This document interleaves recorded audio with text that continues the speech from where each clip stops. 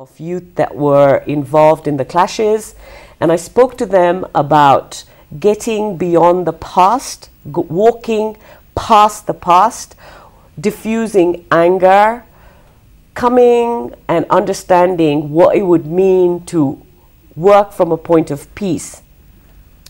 I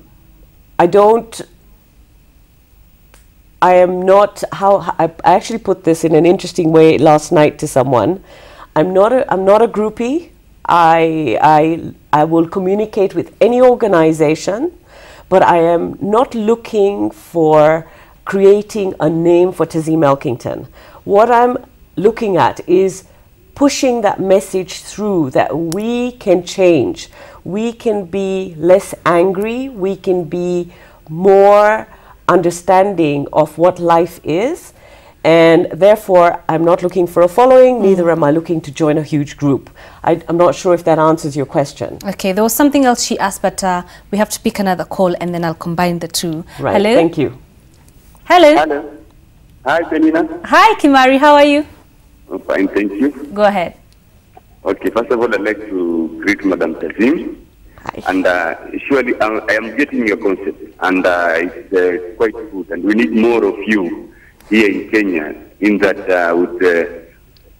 coupled with all these problems that we have in Kenya, we need somebody who can speak positively and who wants to transform our minds to think of good each and every time. So I believe that it's a worthwhile cause that you are undertaking, and I wish you all the best in your undertaking. Thank you. Thank you so Kimari. much. Next Thank call. you. It's mute, it's so low. Is it Hello? okay now? Hello? Hello? Go ahead. What's your name? Hi, Penina. Yes. My name is Nancy from Eldoret. Yes, Nancy? Yeah, I want to comment that lady on the TV show. Yeah. I've just put on the show, and I would like her to come again to the show because she's touching on a very interesting topic. It just can't be discussed to the end. Okay. Yeah. Well, we'll discuss with the producer and see if we can have Tazim back in Thank you, studio. Nancy. Thank you Thanks, very Nancy. much. Next call. Hello? Hello? Hello, I'm Patrick from Mary. Yes, Patrick? I wanted to know whether we can get the number for that lady so that one can have more time with her and get further teachings from her. Okay. I don't know if you mind giving it on TV because we get overwhelming calls in our newsroom when we have guests such as you, who people are so much interested in. Do you mind saying it on TV? I actually don't have a problem. Okay. It's 0714-434-574. Repeat. 0714-434-574. And you can also email me on Tazim, Tazim, .elkington, ELKINGTON @hotmail.com, or go to my website and you can actually email me from my website, which is www.tazim.net. N-E-T. There is an email form you can send me through the website, which might make it easier for you guys. I am here to do whatever I can. Somebody's asking, are you on Facebook? Yes, I'm on Facebook. Absolutely, I'm on Facebook. Without Facebook, what would we do today? Okay, let's go to, I think it was Elizabeth's question. And, she said she's at a very low point in her life and you were really touching her heart. So for somebody such as Elizabeth, who's at the bottom of the pit, how do they start to feel whole again and wake up and move? Okay. If you're right at the bottom of the pit, I can tell you something, it's the best place to be. People Really? don't understand it. But when you're down there, there is nowhere else to go but up. Okay? So you are at a point, don't feel deflated. Don't lose hope, because that's the point where you now start to take control of your life, because you can't go any lower. You've got to do something to change your life. And to change your life means that you have to look at where you are at, what it is that's not working for you, how you want to change it, and what do you want to do to start rising up. It's going to take a little bit of time before you become whole. And we're not really ever whole, because life is an ongoing journey of creating, recreating, redefining. So here is my request and my suggestion to you. Talk about and think about what it is that you need to change in your life. And as you start to look at those aspects, you'll see things starting to shift. Okay. So that's my response to that. Thank you. We have another caller. Hello. Hello. Hi. Hi. Who are I'm we? Jane from Meru. Jane. Jane from Meru. Yes. I would like the ones of that radio we are talking. And I would like you to give me his phone number. Okay, she's just given it to us, but before we wind up the show, we'll give it to you once again. So just hang on, Jane. We have another call? Yes? Hello? I'm currently watching this program, and while I appreciate what we are getting from this lady, I want actually to hear her opinion if I suggest that so many people cannot live out of some sort of cultural enslavement, whereby, depending on their cultural traditions, they are called upon to live and lead particular types of lives, meaning that they owe society a lot to the extent that they cannot be able to live independently.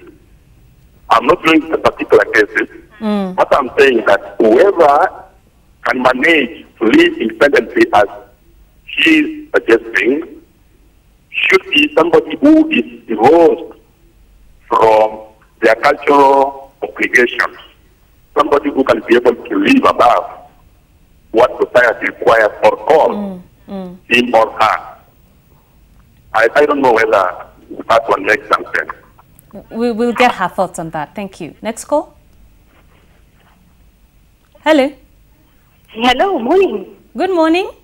My name is Judy. Yes. I would like to congratulate the lady who is talking. And I would wish to get in touch with her. I've taken her phone number. And that is really nice. That's something that we'd like to have every morning. Okay, thank you. Thanks. We are glad you appreciate. Thanks. Okay, it was an interesting opinion that for you to be able to be happy to live what we're saying a whole life, though you said you can never really be whole, but to be strong enough is, the gentleman said that you have to live independently, independent of what society expects you to be. Do you agree? All right, so I'll give you a little bit of background. I was born a Muslim, particularly I was born into the Ismaili sect. And the cultural and traditional boundaries of that society were not comforting for me. So I actually rose above that, left the society.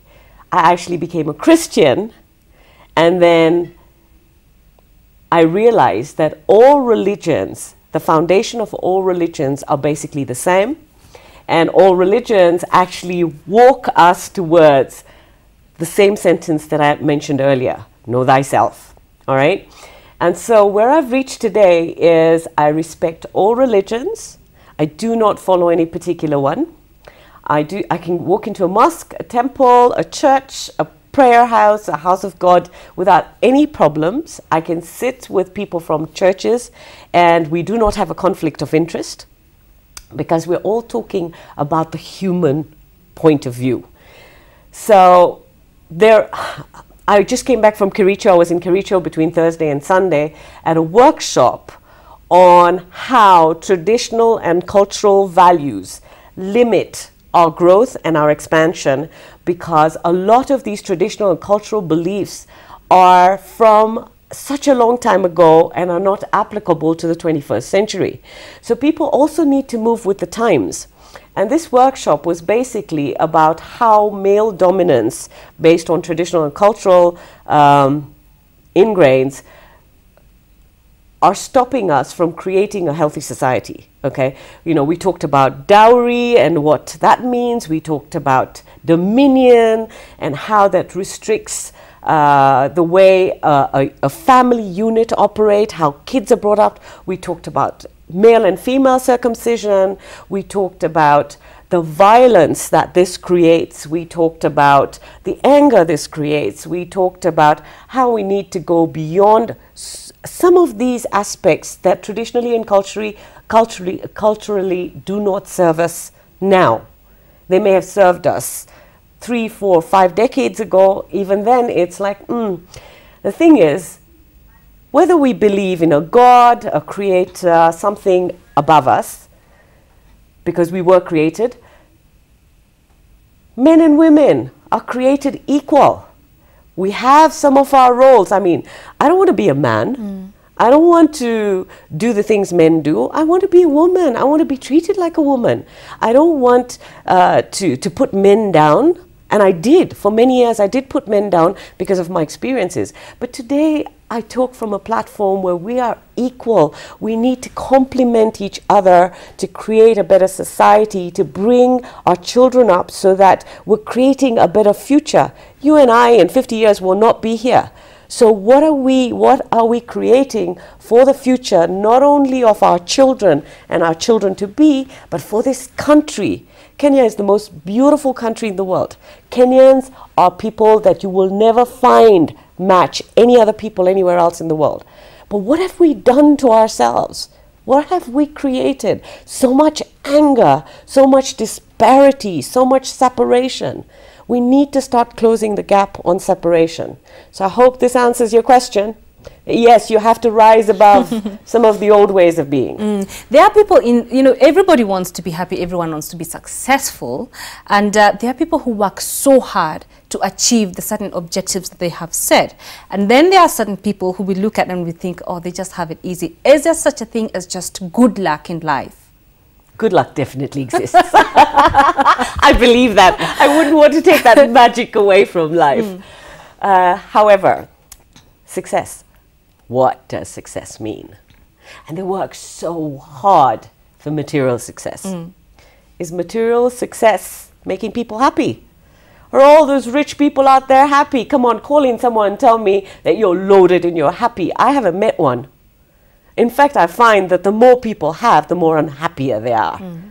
I have reached a point in my life where I live such a simple life and I don't buy something unless I need it. So what's the key to happiness in life?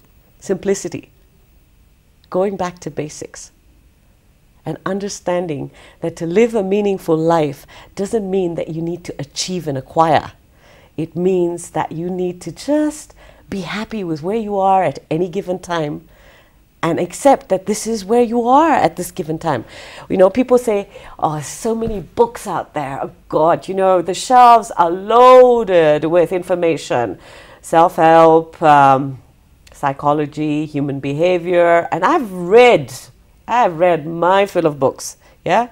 But every book that one picks up is a perception of that one human being, or two human beings if they've written the book jointly. The thing is, data is available for us. Most people will read a book and expect their lives to change. It's not going to happen. You need to apply some of those concepts. And again, even though you apply someone else's concepts, at the end of the day, you need to figure out who you are to shift where that is. Being happy, you know, the latest concept is, and people become walking words of books that they read. They don't understand the depth of the meaning. It's like, live in the moment, live in the now. People don't understand that. And that the fact that we don't actually have a now. There is no now. Because as you say, now it's gone. So where are we living? Whatever it is that you're living in, just accept this is where you are. That doesn't mean don't think, don't do, don't aspire. Of course, we're allowed to dream, we're allowed to aspire to having, being, and all that stuff. And wanting to achieve, but the achievement, if it takes away your life source, and it's because you're competing with society and how you're supposed and expected to be again, you're taking away who you really are. So thank you, Tazim, for talking to us. It was great having you in studio. Thank you, Penina. It was great being here. All right.